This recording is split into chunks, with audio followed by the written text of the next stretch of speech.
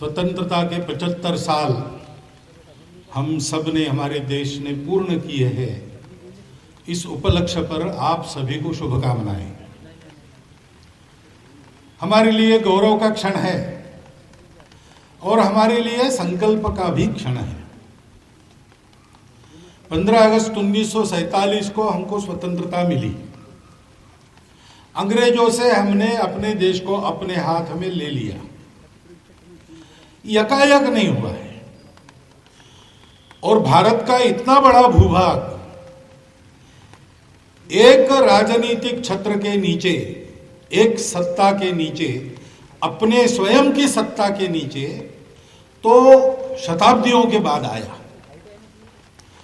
इस लंबे कालखंड में संपूर्ण देश को ऐसा बनाने की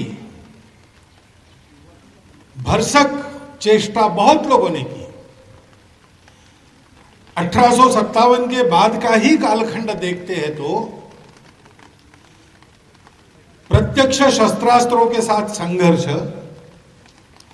समाज में राजनीतिक जागृति करके आंदोलन, समाज के दोष हटा के समाज को सुधारित रूप में, संगठित रूप में आगे लाना और समाज में स्वत्व, देशभक्ति का भाव जागरण, इन चारों रास्तों पर अनेक लोगों ने अपना सर्वस्व देकर काम किया है।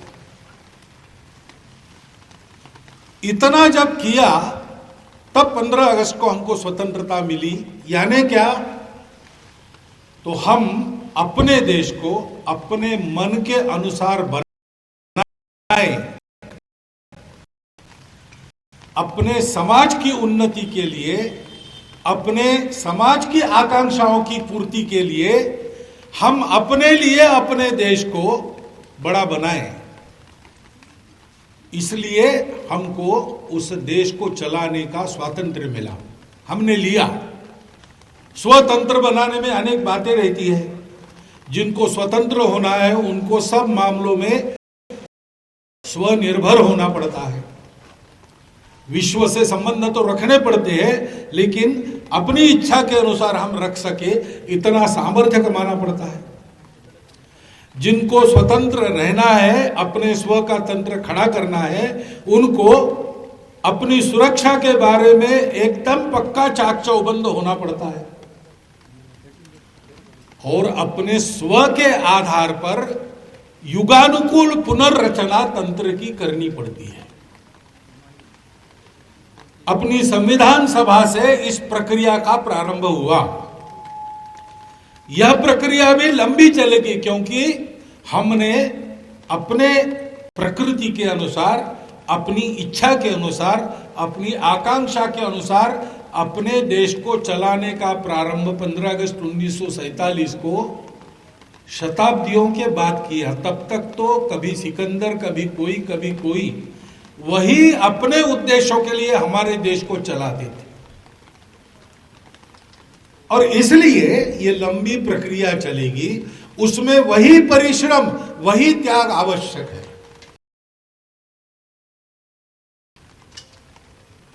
हमारा राष्ट्रध्वज बताता है हमको कैसा देश गढ़ना है। वो देश दुनिया में बड़ा होगा तो क्या होगा? तो वो अन्य लोगों पर राज्य नहीं करेगा, डंडा नहीं चलाएगा।